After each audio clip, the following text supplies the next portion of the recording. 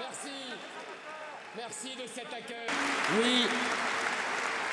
Oui, grâce à eux, grâce à vous tous, la reconquête est désormais lancée. La reconquête de notre économie, la reconquête de notre sécurité, la reconquête de notre identité, la reconquête de notre souveraineté, la reconquête de notre pays.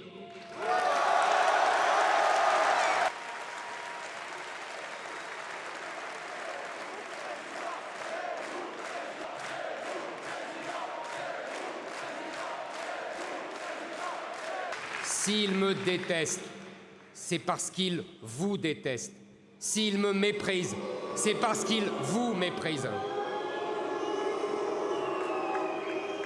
Contre moi, tout est permis. La meute est désormais lancée à mes trousses.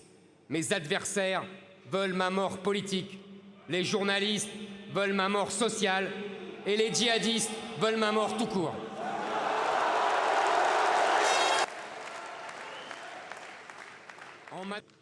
En 2019, la France a laissé entrer sur son sol entre 350 000 et 400 000 étrangers, soit bien plus que la ville de Nice, qui est pourtant la 5e ville de France.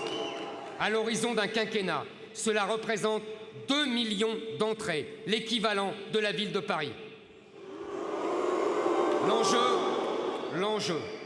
L'enjeu de la prochaine présidentielle sera de savoir si nous voulons en laisser entrer 2 millions de plus durant le prochain quinquennat. Selon l'INSEE, notre politique migratoire tient en 3 piliers. Le premier, arrêter immédiatement les flux. Dès les premières semaines de mon mandat, l'immigration zéro deviendra un objectif clair de notre politique.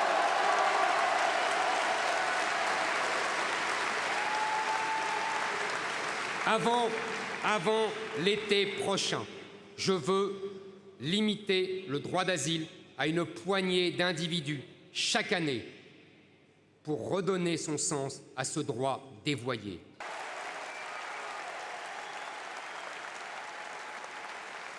Je veux que la France retrouve une position d'équilibre dans le monde. Nous sommes la France, nous ne sommes pas les vassaux des États-Unis, nous ne sommes pas les vassaux de l'OTAN ou de l'Union européenne.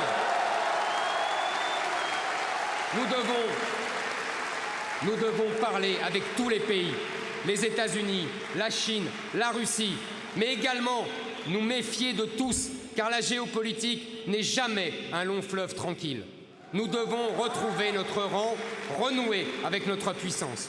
Paysans, c'est ce type de destinée que je veux pour... Dès la rentrée prochaine, nous referons de l'école l'instrument de l'assimilation à la française et nous chasserons des classes de nos enfants le pédagogisme, l'islamo-gauchisme et l'idéologie LGBT.